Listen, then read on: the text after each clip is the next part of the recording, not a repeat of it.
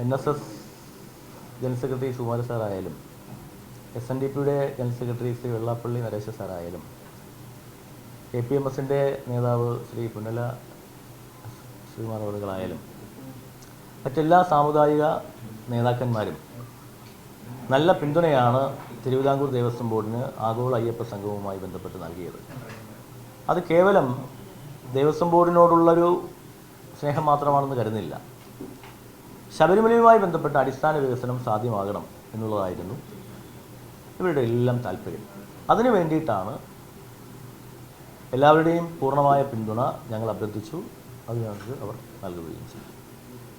അത് ഞങ്ങളെ സംബന്ധിച്ചിടത്തോളം വലിയ പ്രചോദനവും ഈ ആഗോള അയ്യപ്പ സംഗമം സംഘടിപ്പിക്കുവാൻ ഞങ്ങൾക്കുള്ള പ്രചോദനം അതുതന്നെയായിരുന്നു. ഇപ്പോഴും ആ പിന്തുണ തുടർന്നുകൊണ്ട് മുന്നോട്ട് പോകുന്നു.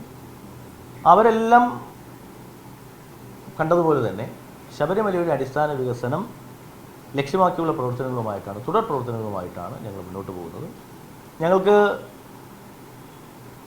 ഞങ്ങളുടെ ആഗോള അയ്യപ്പ സംഗമം പൂർണ്ണമായി ലക്ഷ്യം കണ്ടു എന്ന് തന്നെയാണ് ഞങ്ങളുടെ വിശ്വാസം.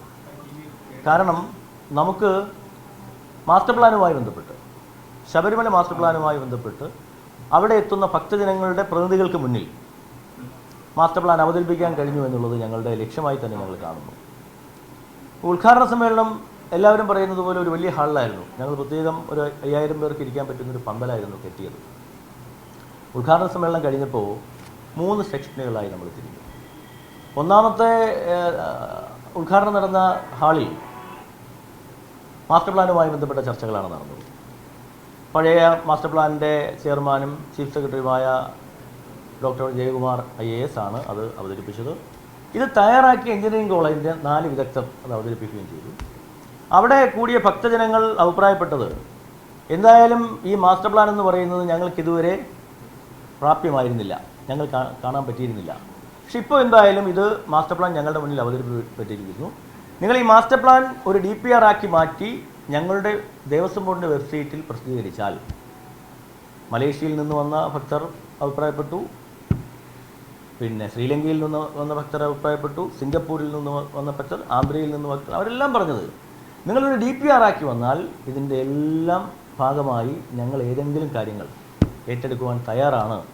ഇത് മാസ്റ്റർ പ്ലാൻ ഞങ്ങളുടെ മുന്നിൽ അവതരിപ്പിച്ചതിൽ ഞങ്ങൾക്ക് നന്ദിയുണ്ട് എന്ന മട്ടിലാണ് അവർ ഞങ്ങളോട് സംസാരിച്ചത്. ഒരു 600ഓളം പേർ ആ ചർച്ചയിൽ പങ്കെടുത്തു. അതേ സമയത്ത് തന്നെയാണ് ഹിൽ ടോപ്പിൽ ഞങ്ങൾ പ്രത്യേകം തയ്യാറാക്കിയ മറ്റൊരു പന്തലിൽ ക്രൗഡ് മാനേജ്മെൻറ്റുമായി ബന്ധപ്പെട്ട് അതേ സമയത്ത് തന്നെയാണ് ക്രൗഡ് മാനേജ്മെൻറ്റുമായി ബന്ധപ്പെട്ട കാര്യങ്ങൾ നടക്കുന്നത്.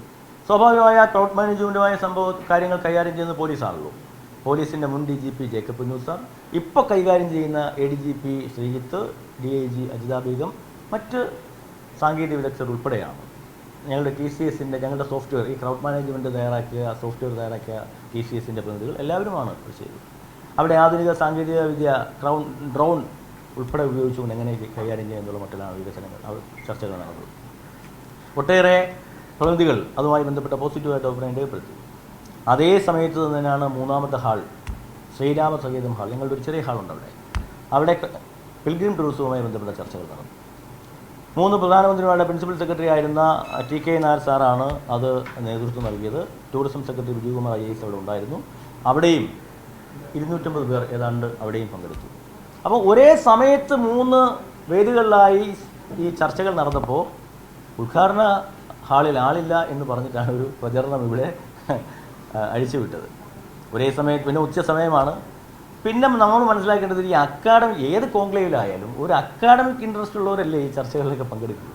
അവിടെയെല്ലാം ഉദ്ഘാടന സമ്മേളനത്തെ പോലെ തന്നെ നിറഞ്ഞ വേദിയിൽ സെമിനാർ നടക്കണമെന്ന് വാദിക്കുന്നത് ബാലിശമല്ലേ? അത് ഏതോ കോണിൽ നിന്നുണ്ടാകുന്ന അയ്യപ്പ സംഗമം പൊളിഞ്ഞുപോയി എന്ന് ബോധ്യപ്പെടുത്തുവാൻ വേണ്ടി, പ്രചരിപ്പിക്കുവാൻ വേണ്ടി ചെയ്യുന്ന പ്രചാരവേലയുമായി മാത്രമേ ഞങ്ങൾ കാണുന്നുള്ളൂ. പക്ഷേ ഞങ്ങളെ സംബന്ധിച്ചിടത്തോളം ഈ 3 കാര്യങ്ങളും ഭക്തരുടെ മുന്നിൽ എത്തിക്കുവാനും അത് ക്രോഡീകരിക്കുവാനും, അത് ക്രോഡീകരിച്ചുകൊണ്ട് അവസാനം ദേവസ്വം വകുപ്പ് മന്ത്രി ഒരു കൺസെപ്റ്റ് തയ്യാറാക്കി 18 പേർ അടങ്ങുന്ന ഒരു കമ്മിറ്റിയെ നിയോഗിച്ചുകൊണ്ട് ശബരിമലയിലെ വികസന പ്രവർത്തനങ്ങൾ തുടർന്ന് മുന്നോട്ട് പോകുന്ന തരത്തിലാണ് കാര്യങ്ങൾ അവസാനിച്ചത്.